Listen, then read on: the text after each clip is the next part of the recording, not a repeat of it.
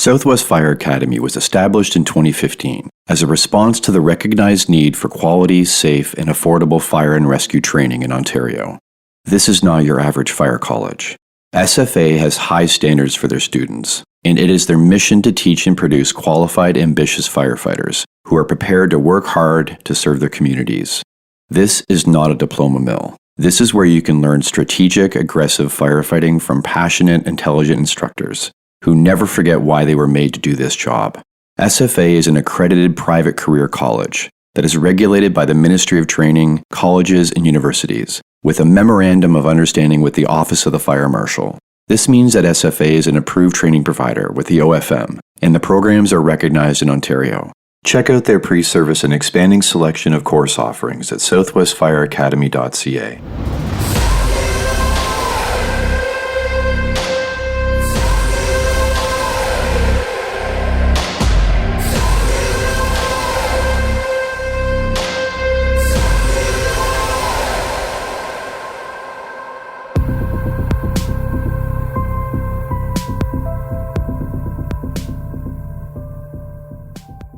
Hello everyone.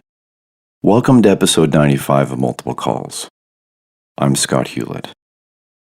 There is a lot of use of the phrase, "you are not alone," in the mental health sphere. I've used it. I've placed it on the front of peer support pamphlets. But it's not completely true. There is help, support, and guidance available, now more than ever, and it should be sought and let in. But it's also important to know that there will be times and things that you will be faced with when you will be very alone. And in the times when you aren't, you will learn who is willing and capable of caring for you and who will pull back, especially if it's a long haul.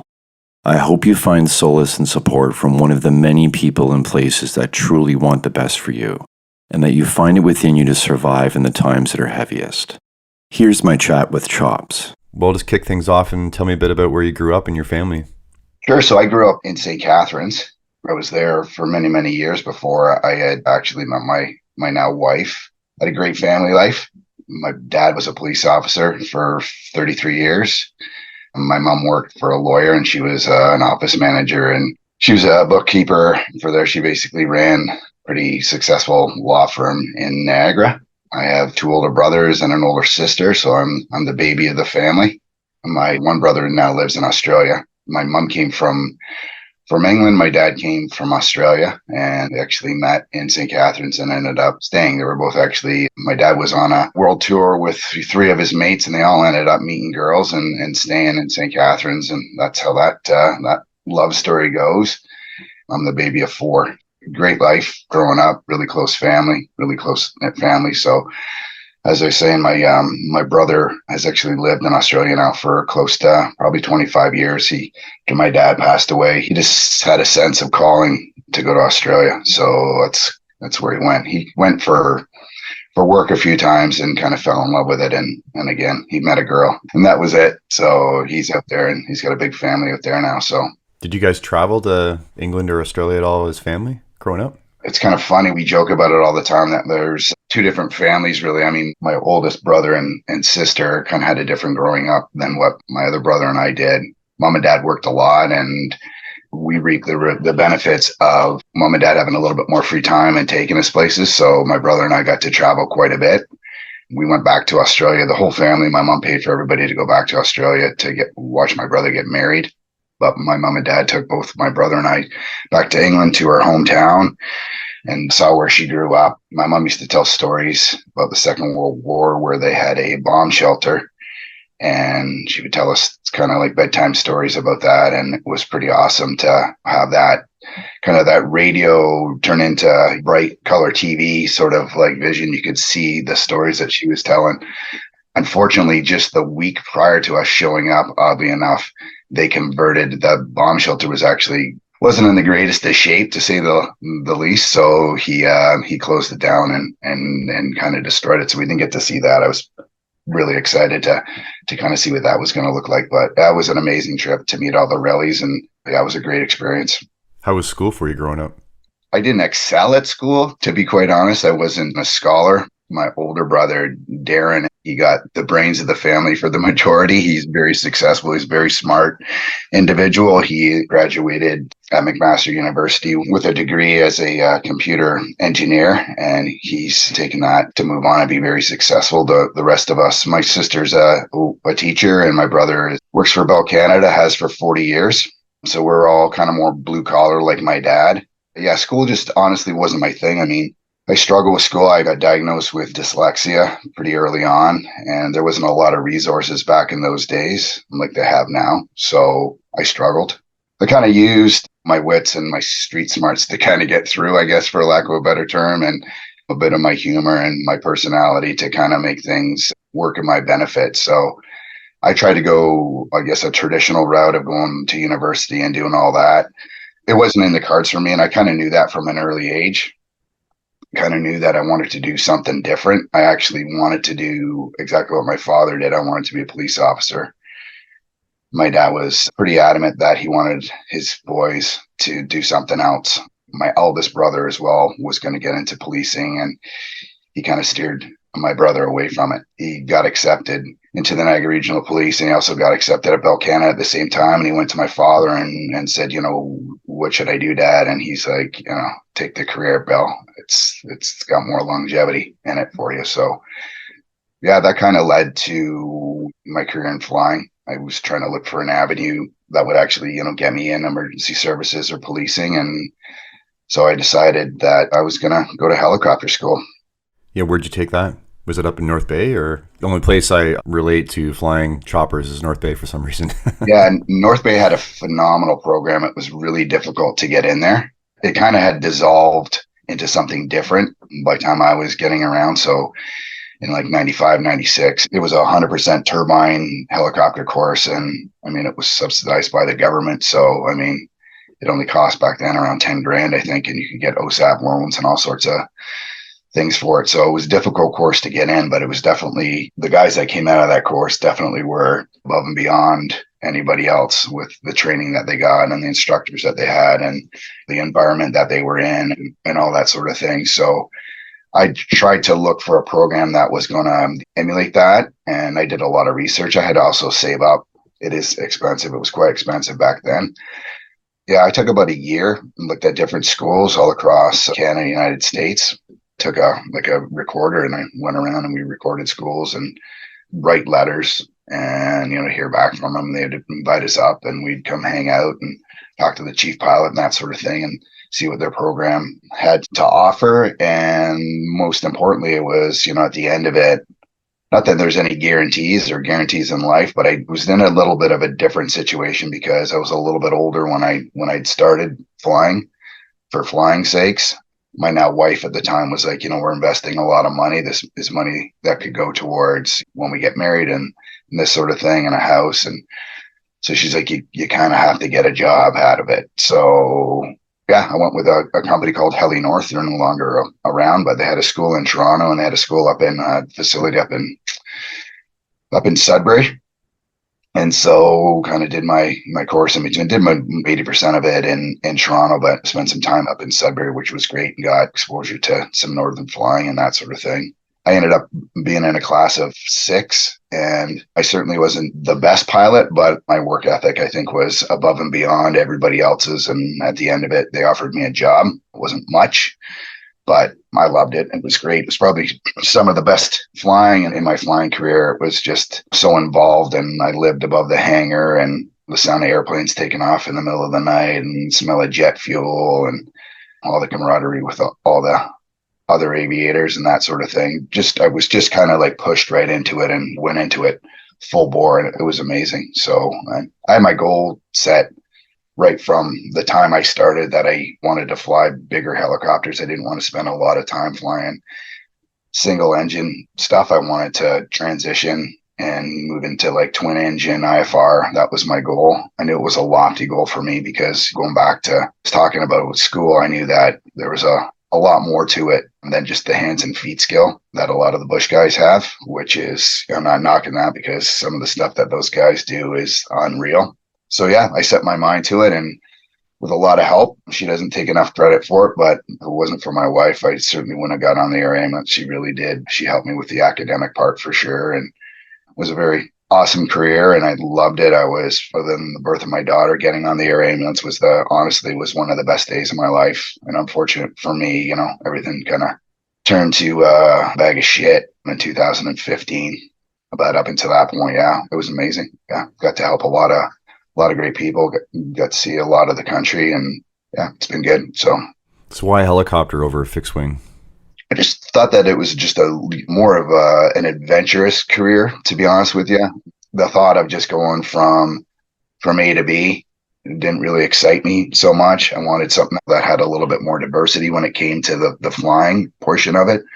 When you first start out, you do things like you do like tourist flights. And like I said earlier, if you get into the bush flying, there's a lot of specialized bush stuff that you can do, logging, that sort of thing, crane work.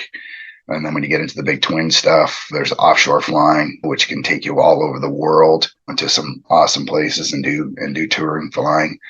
So it just seems like there was, like, for me, it was like more in my wheelhouse as far as like the excitement that went with it. Oddly enough, with the ambulance, we ended up going from A to B quite a bit. Offshore flying is very much A to B. You go from onshore to deck and then deck and back, which is, it's kind of ironic. But yeah, no, it just seemed like it was, going to be way more adventurous. And you considered search and rescue work, or was the ambulance sort of always the end goal? I did look at actually going into the military. And again, to be honest with you, my academic marks weren't good enough to get into the pilot program. I wish they were, but they weren't. I mean, if I could turn back time and put a little bit more effort and take my high schooling seriously and that sort of thing, I would kick my younger self in the behind and say that really would have been the way to go. It would have been A, flying type, B, education, pension, all these things you don't really think about as a young person. Yeah, if I was going to do it all over again, I mean, that's, people ask me all the time, how do you get into flying? Like, what would I do? What did you do? And I said, honestly, if I was going to do it again, I would go into the military, not just for the fact that it's paid education, which is a big bonus coming out in the world and having all that debt accrued. So serving your country is something that would have been proud to do. My hat goes off to all those men and women that do that. So, I mean, I got to, and I still do. I mean, what I do, we'd go to trade shows and we would have chin wags with all the military guys and have a laugh and poke fun at all the fixed wing guys. And we'd go to a trade show and all the women would want to come over to the helicopter pilots until all the jet jocks showed up and then they left with them. But it would have definitely been the way to go for sure. So what was the process then to get on air ambulance? There's a requirement of a minimum of 500 hours total time is what you have to have. They really like to have guys that have a little bit more time than that. 1,000 hours is really kind of the wheelhouse for everything, especially after 9/11. Unfortunately, that really jumped up all the insurance rates. So 500 hours is minimum in ATPL rating. So you can't actually get an official ATPL, helicopter ATPL, until you have 1,000 hours of time. So there's a junior version of that, for lack of a better term. So you have to have that, and it's a written test. So there's 2 tests that you have to do. Then you need an IFR rating, and you need a night rating, a class 1 medical in order to fly. And then you could qualify to fly as a first officer, and then you would work your way up eventually if you wanted to go that route and become a captain. So the way that it works on the ambulance is we fly in crews of 4. So 2 guys up front and 2 critical paramedics in the back. And the flying is divided up in between the 2 guys in the front. So there's, unlike fixed wing, we actually switch seats. So there's not necessarily, although one person acts as PIC or captain, helicopters are flown from one side and the other just because of the way that the controls are set out. So you actually fly at the very beginning. You fly from the left seat for a little while. And then once you get a left seat checkout, then you can transition over and you can fly on the right seat to do your calls from that seat rather. So it's a little bit different than fixed wing. And is your role strictly piloting, getting people to and from, or are you involved at all in the patient care aspect of things? So this is kind of the catch about the ambulance. I mean, I certainly got on because of the aircraft type that we were going to fly. Great machines, big, loud, fast, twin engine, IFR, night, all the exciting stuff. ambulance, again, seemed to me to be quite interesting and adventurous, and the ability to help the community and be involved in that. What you don't realize is the impact that you're actually going to have once you start seeing what we're doing for a living. Depending on who you are, for the first 6 months to a year, you're really focused on the job at hand, learning your role. Certainly flying in Toronto, the airspace is insane. So the guy that's in the left seat, that's the non-flying pilot, is working all the communications. They're working dispatch, communicating back and forth with the medics, relaying call information, that sort of thing. It's a busy seat. Plus you're doing all the navigation. So you're pretty overwhelmed with what's going on up front. Once you become comfortable with the aircraft and your role, and you get to learn frequencies, you don't have to look them up and that sort of thing, I think your mind starts to wander as to what really is going on behind the magic curtain. The non-flying pilot also gets out and assists the medics. So we don't perform any medical, quote unquote, procedures, but we do carry bags, and we do done CPR before on patients, and certainly worked an oxygen bag more than once for a patient to allow the medics to do what they need to do. And then there's the more traumatic things like carrying limbs and blood and all this sort of thing. So you're definitely, it's a team. It's a team of four. To say that it's divided up into two and you just have this role and that's it. You do have what you're there to do is, yes, it's very defined as this is your main role is to fly and get everybody to and from calls and make sure that everybody is safe. That is our main role, but you're in the mix for sure. What shifts were you working? What's the usual rotation? So it was day-night split, and there were 12 hours. So we would work on modified bases. We're kind of allowed to make up their own version of really kind of 4 on 4 off, which is pretty common throughout. We worked a 4-day, 6 off, 4-night, 4 off repeat. And we were paired up with 2 captains. So you would see that captain twice in a rotation. So you knew who you were flying with other than when they went on vacation. And then same with the medics. So you really became really close with the crews that you flew with, because you saw them every month throughout the 2 rotations. 2013, 14, I do believe that's kind of when Ornge came in and they switched the medics rotations up completely. They went to a traditional 4 on, 4 off, 4 on, 4 off. Kind of mixed up the crew dynamic, really started to break. Certainly, I mean, I noticed it personally.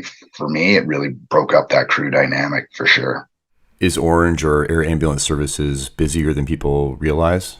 It is. I mean, it is a very limited, valuable resource spread throughout the whole province. I think the people of Ontario should be, if they don't know, they should be very, very proud of the work and the system that's in place in the province of Ontario. And for those that are still doing the job, everybody from the pilots, the medics, the engineers that keep us flying who don't get enough credit, doctors and the nurses that we have, my hat certainly goes off to those people that are still doing that and doing the shift work and putting in the time. Yeah, it's very busy. They flew all through the pandemic when everybody else was at a standstill. I mean, we kept on flying. They were flying the sickest of the sick. In the smallest of space.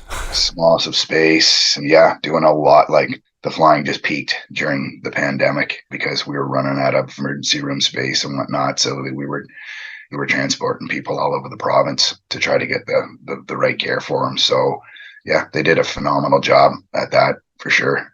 You mentioned there the engineers, the people that are doing the maintenance, and how much kudos they deserve. My limited understanding is that choppers are really high maintenance, right? They end up spending a lot more time in the shop than they do in the air. Can't remember the ratio, but flying hours, it's like 3 or 5 to 1 for the number of hours, the number of man hours it takes to keep the helicopters in the sky. And the new helicopters that we received in 2013, I mean, everybody had to go for retraining. Totally different helicopter, very technical, very advanced. So engineers had to go for their schooling and technical knowledge, and pilots had to go. And it's a great helicopter, but it takes a lot more love and care to keep it in the sky, even though that they're brand new. It's almost a detriment because it was a brand new type, relatively new, and it had new technologies put on it, specifically for Ornge. which actually caused a whole bunch of issues, technical issues. They had to figure out what was going on and troubleshoot. And so, yeah, they had their work cut out for them. I mean, things are much better now. They've been flying for quite a bit now. So I think they've got all the kinks worked out. It was a bit of a headache, news not always better, as I say, when it comes to aviation. I'd fly in the old 747 before I'd take the new run at anything brand new that should just come on the market personally. Right. Tried and tested is. That's right. Yeah. Absolutely. You said it. So walk me through the process then of you getting into your career, working pretty steady till now. I got on the ambulance in 2001, just at the time that 9/11 actually happened. So kind of put the aviation industry on pause mode, right? That was pretty wild, to be honest with you. I'd finished up my training in Thunder Bay. We did on-aircraft training back then. We weren't doing simulator training. They only sent the captains down to do some recurrent high-intensity training, for lack of a better term.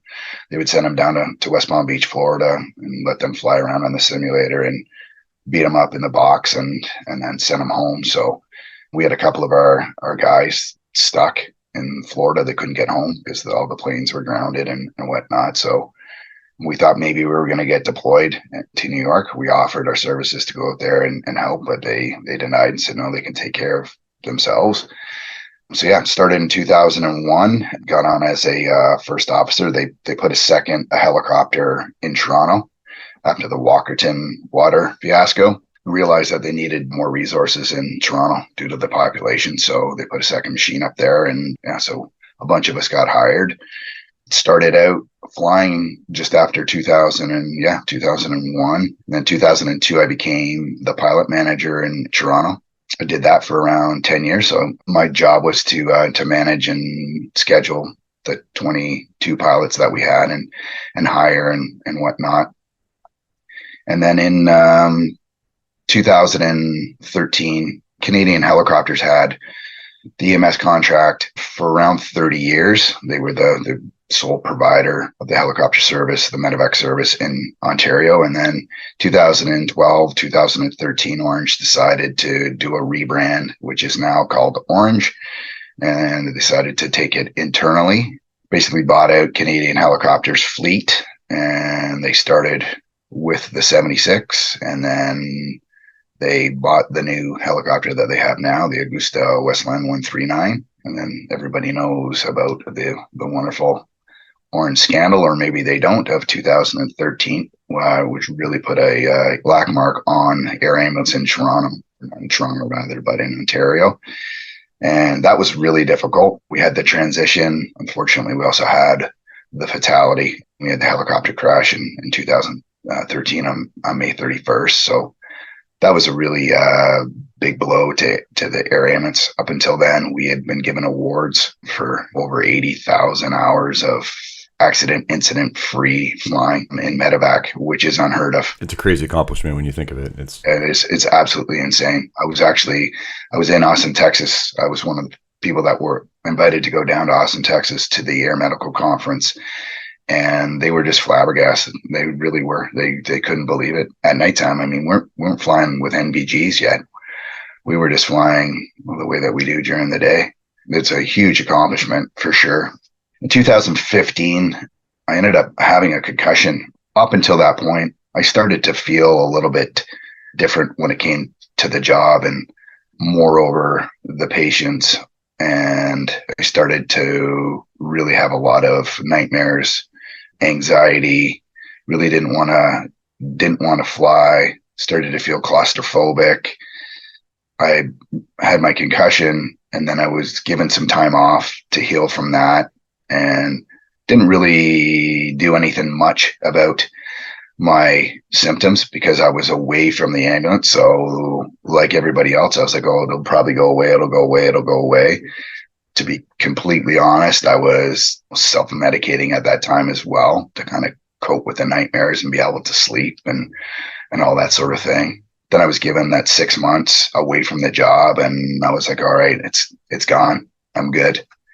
And went back, and slowly but surely it came back, but it came back tenfold until 2016, 17. I was getting to the point where I was using up all my sick days. I didn't want to go in. The claustrophobia was through the roof. My anxiety was through the roof.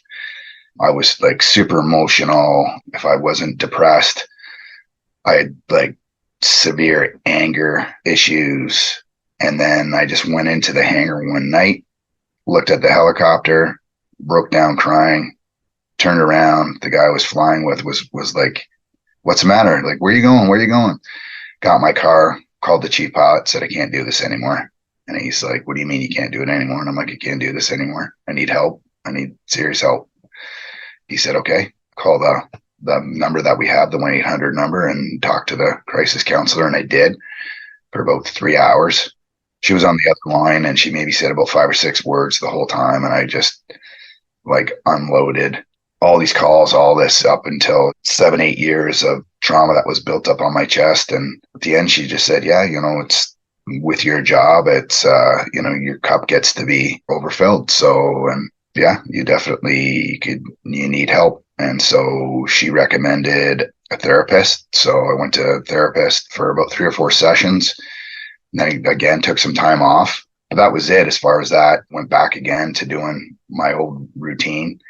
I was probably self-medicating a little bit more than I should have been. Certainly not the way I was in 2015, because I kind of had a little bit of knowledge of what it was now, because I talked to somebody, went to my doctor, got on some medication that helped with the anxiety. It was a medication that I was actually able to fly on as long as I was in a multi-crew, which I was.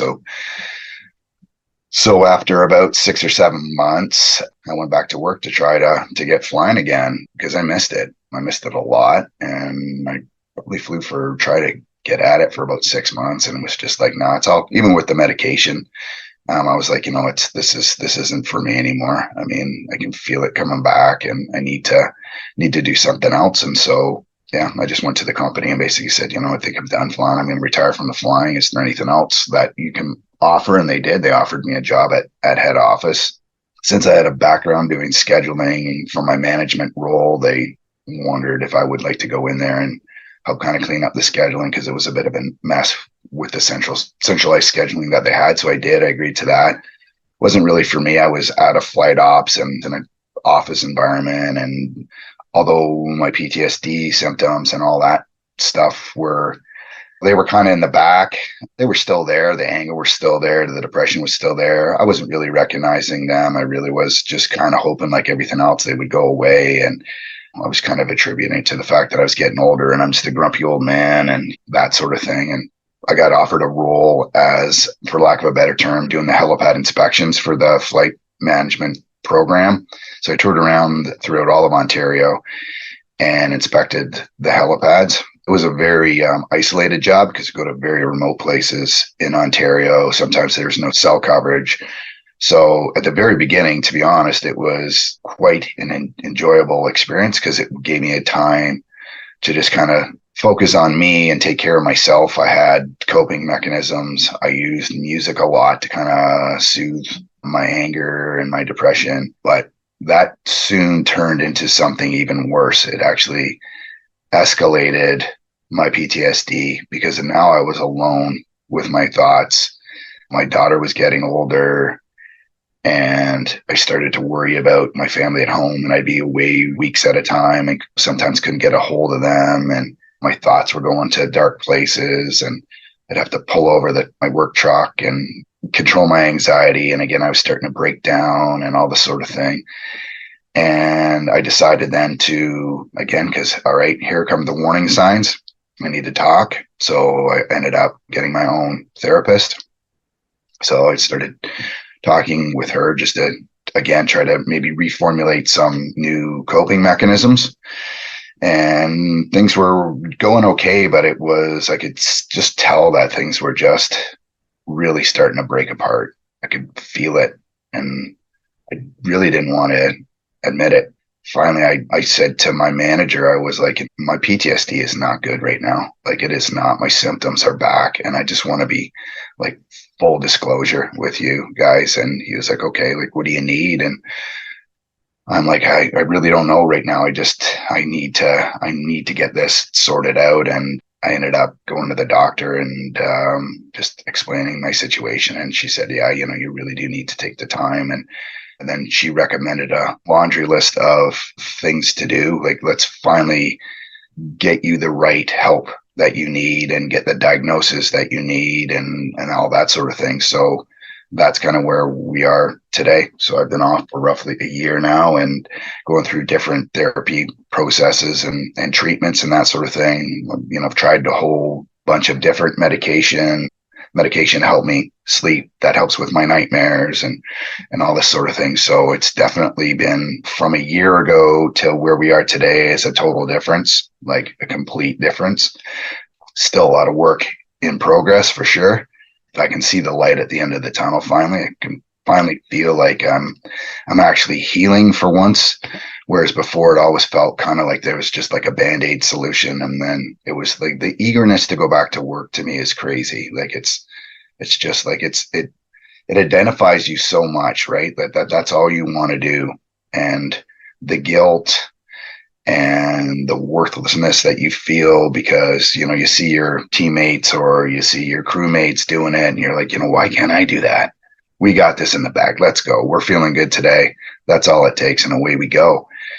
And it's really not until you recognize how broken you are and how much help you need, you'll never be able to heal, and you'll never be able to not even go back to the job, but really be able to function as a husband or a son or daughter or whatever it is. You really need to be selfish and take care of yourself. And it's tough. It's tough to do. It's tough to admit. It's tough to speak about still today. I mean, certainly I'm a huge advocate of mental health and PTSD awareness, and I take any opportunity to talk about it, or anybody, or if anybody wants to reach out and just have a discussion about it or need someone to listen, because I know what it's like to go down that dark rabbit hole, and it's a horrible feeling. Yeah, therapy modalities was going to be something I was going to ask you about. So you mentioned, obviously you're spoken to a therapist, so you're doing cognitive behavioral therapy, I assume, and then medication is another process for people. So what other ones were you sort of trying? It's kind of a try and see what fits for you, right, for your puzzle? Yeah, it really started with just kind of like the traditional talk and listen therapy. So the cognitive stuff really didn't come in till about 6 months ago for me. One of the big issues is that the resources that are available to someone they're very limited. And I mean, you just don't have the mindset to go do a Google search when you're dealing with your own demons. And I think that's one of the biggest reasons that I started to advocate for mental health and PTSD, to try to just have a forum just to kind of push people in a direction. So it's all kind of wrapped up in a bow, and try these sort of things, like you said, rather than just the talk therapy, because yes, that might work for somebody. Maybe somebody just needs something like flow, where it's heat ice bath, just to kind of ground you and get you back to base level. I mean, that was something that was brand new to me, right? I didn't even want to recognize breathing or meditation or any of that. I was just like, to me, that's hokey. Like, that's not going to, how's that going to work? And I did an ice bath breathing, Serpa breathing session. And it was like something was like literally flew out of my body and was released, just outpour again of emotion and everything. So that really was the beginning of, all right, there's other things out there that can help other than just your traditional medication. For one, I'm not a big proponent of medication for anything. I got diagnosed with high blood pressure. So the doctor was like, you can either do this or this. So I was like, well, I'll cut out all this food and all this, and I'll exercise, because I don't want to go on high blood medication. So unfortunately, when it comes to mental health and PTSD, I think there is a balance between medication and therapy. So certainly the EMDR, which is the one that is widely used for PTSD, is probably in my opinion, at the very beginning of that journey of my recovery. And even after one session, taking on those calls, you take them, you mark them down from 1 to 10, 1 being the least dramatic and 10 being the most. You just kind of tick them away. And it's amazing how that just changes the narrative of the way you think about those traumatic events, right? I mean, we've only done 1 and 2 and we're moving along. So other than that, I'm going to, I'm on a wait list to do CPT training, which is basically the same sort of idea. It's cognitive training, but it's done in normally small groups. And you just kind of rework those traumatic events so they're not triggering. So I think those are the two keys to really getting better. And for me, I mean, it's taken almost 20 years to get there. And if I would have had that right from the beginning, I kind of think that I would have been to the point where I probably could have went back flying, right? Definitely back at the job for sure. So, and definitely a better life in general, right? I think my life would have turned out a little bit different and a little bit better, if I'm being honest with myself. So yeah, it's the whole idea is just to talk about it and to get the word out there. That, again, to what you mentioned, that therapy and treatment it's not a one-trick pony, right? What works for me is not going to work for you. Everybody's on their own mental health journey. But the important thing is to recognize that you are sick and that you do need help. That is the first step. And talking about it, to me, I've said this many, many times, that talking is healing. The day that you admit that you need help, that is when your healing begins. And again, it is not easy to admit that. And certainly for men, it is even harder to admit that. It's getting better. Again, there's resources out there where there's men's groups that just get together, and strictly guys that get together, and it's, you want to talk, you talk. If you don't, you don't. You want to listen, you need someone to listen. That was unheard of for me. I mean, if you would have told me that 5-6 years ago, I would have told you you're crazy, and there's no way I would entertain that sort of thing, right? But I really think that is important for sure. Yeah, there's huge merit to what you were saying about if it was just normalized as part of your job and your process, like letting little bits off at a time before things build up. If that was just part of the way we did the work we do, even in all these services, right? That possibly it would be a different outcome. I think we do that through our crew. So sitting around a fire hall and you talk about a call, and that's the beginning of therapy. And I don't think people necessarily realize that that's what it is. It's therapy. You're talking about it. You're not holding that in and you're getting it out. We used to do that as on our small little crews. We would go on a call and we'd speak about it, and that would kind of release that, right? You would kind of get rid of that anxiety off that call. It's when you lose that outlet, you keep all that in and you can't get rid of it. It just kind of builds like building blocks in you, right? And then it gets to the point where it's just too much and there's just a lot of it that you got to break away. Again, it's trying to get to that point where you can release it a bit at a time. And I think that would extend the longevity in the people that do these jobs. So, I mean, that goes back on the people that are running the ships for our industry, right? For every service. I'm very vocal when I say I don't think they do a very good job at handling the people that do this job, right? I personally feel like they kind of chew us up and spit us out, and you're left on your own devices to try to get the help. Once they break you, you enter this job with all the good intention to help the community, serve the people, and you do that to the best of your ability, and then you get sick, and they're like, okay, well, on to the next one. We'll hire new recruits. I don't think they do a very good job of educating new recruits. When you speak to people that are getting into the job, whatever first responder job they're going to do, it's really kind of just like chapter 1. There's no in-depth, raw talk about what you're going to see, what you're going to do. I mean, obviously getting into these jobs, you know that life is not all rainbows and you're going to see some things, but how that is actually going to affect you, because as human beings, we're not really built to see these sort of things. And for me, it wasn't necessarily that trauma that I saw, but it was as soon as those traumatic events took on a personality. So as soon as I started to think, okay, well, that's someone's son, daughter, wife, grandfather, mother, that really started to affect me to a point where I couldn't overcome that. Again, that's a totally different piece of the puzzle, in my opinion, to rather there's going to be like, hey, you're going to see some pretty horrible things. I think we all get that, but it's how do we personalize that in our own mind, right? And what are we bringing to the table already that is maybe going to affect that? So everybody should have a baseline before even coming on to the job. And I don't think we do a very good job of that from an industry standard, in my opinion. I think that needs to change. some departments, some services do a better job than others.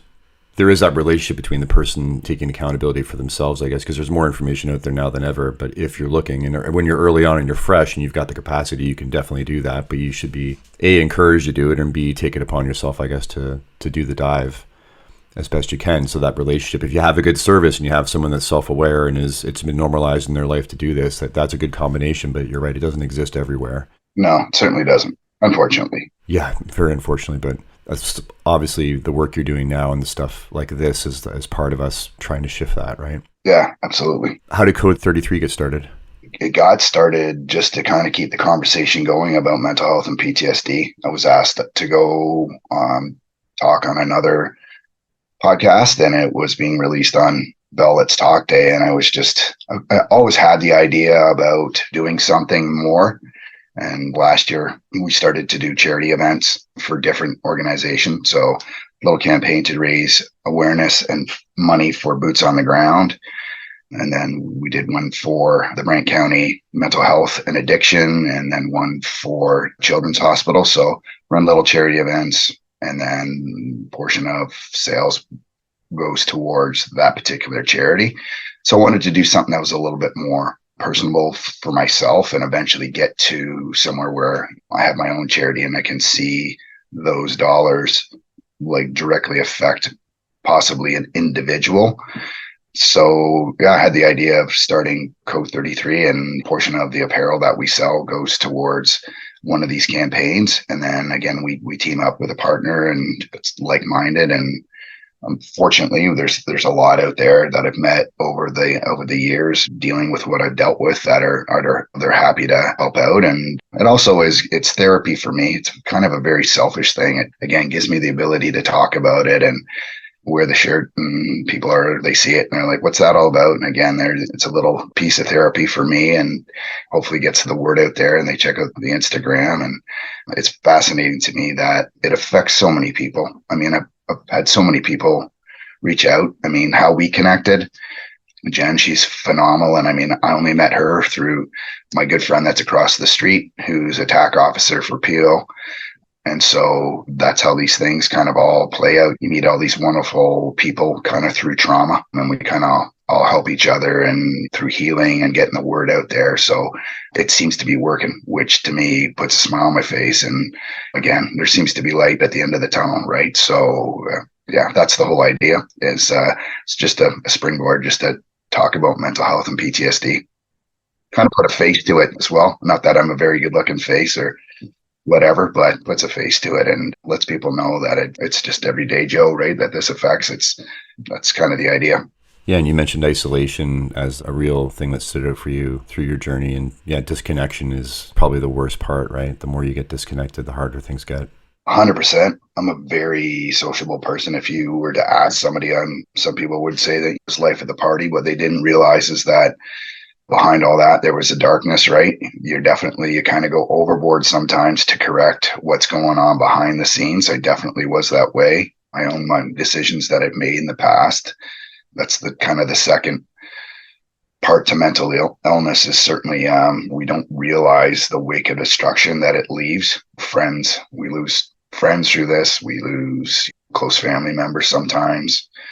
It takes a lot for someone to stick around and be there and constantly be the brunt of, for lack of a better term, like the abuse that they're put through, and to stick in there because they love you so much. And that's the conversation that we don't have a lot of times. Certainly the effect that it has on your intimate family and your kids and stuff. It's a tough one. Takes a lot of self-love and love from others for sure.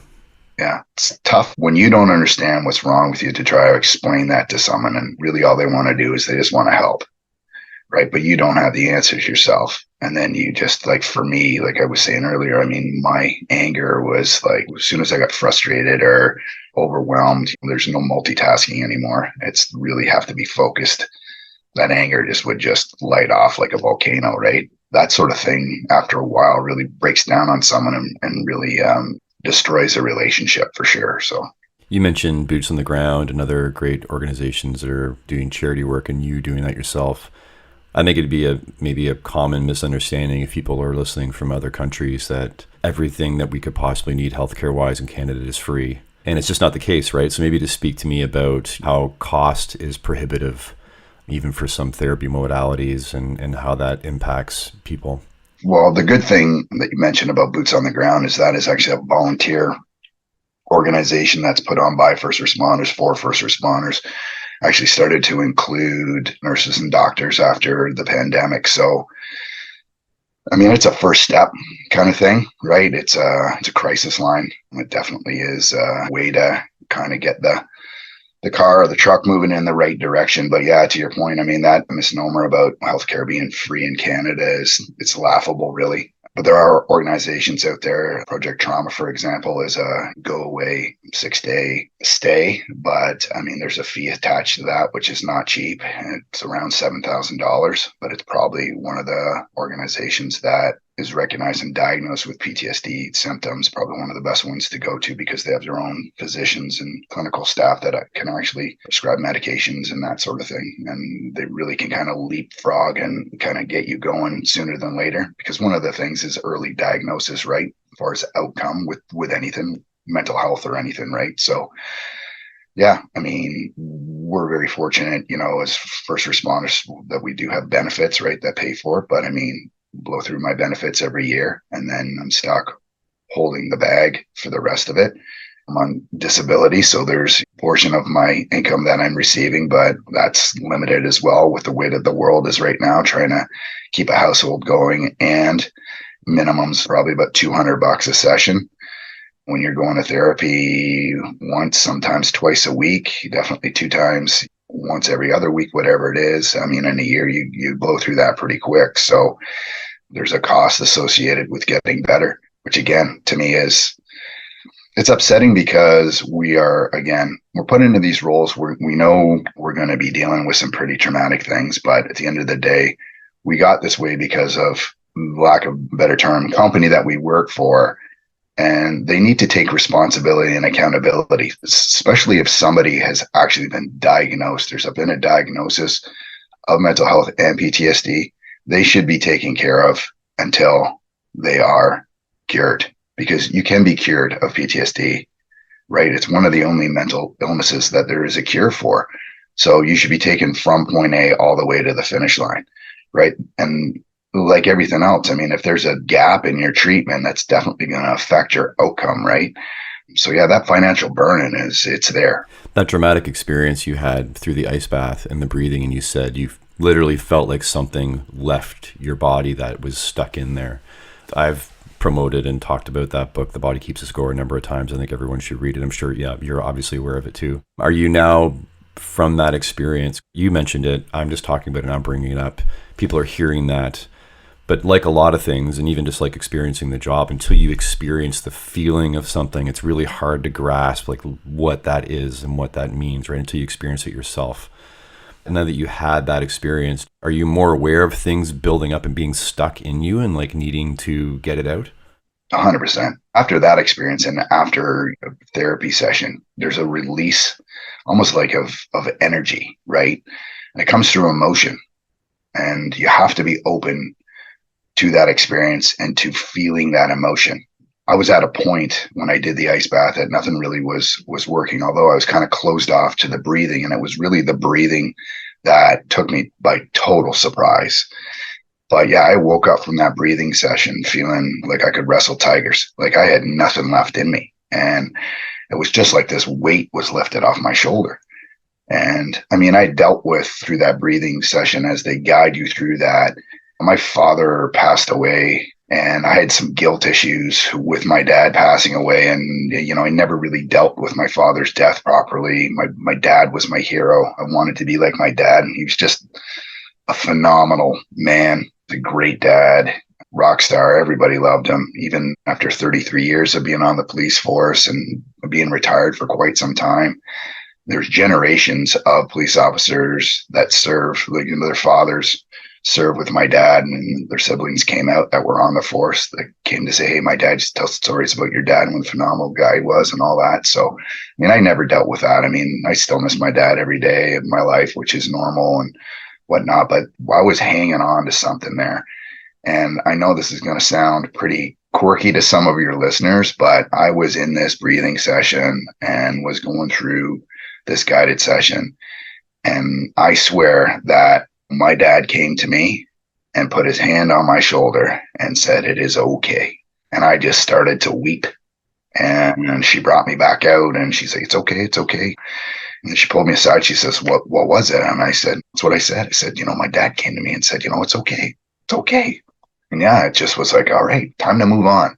Let go and get going. So yeah, and that experience has really opened me up to not only that experience, but spirituality and not being afraid to really talk about it or suggest meditation and yoga and all these things that before, like I said, to me just didn't seem very manly at all.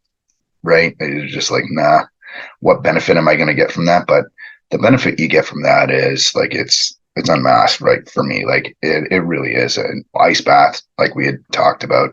Until you get into cold water, you have nothing else to go on, right? I encourage anybody to seek these different paths and try it out and see if it works. I'm not saying it's going to work for you. I'm not saying you're going to have the same experience, but don't be closed-minded and not at least try. Right. Certainly if you want to heal and get better, and certainly if you want to find something that's going to level you out and keep you at that baseline so you can be top performance. Yeah, not everything needs to be seen as when I do this, I'll do this one ice bath and it's going to fix things, right? Like sometimes things are just things you do to help manage, right? Or to help carry on, to help with the process. And sometimes we need dramatic experiences like an ice bath is, because you meet yourself when you get into yes, you do. into the extremes very intimately. Yeah, and very quickly, right?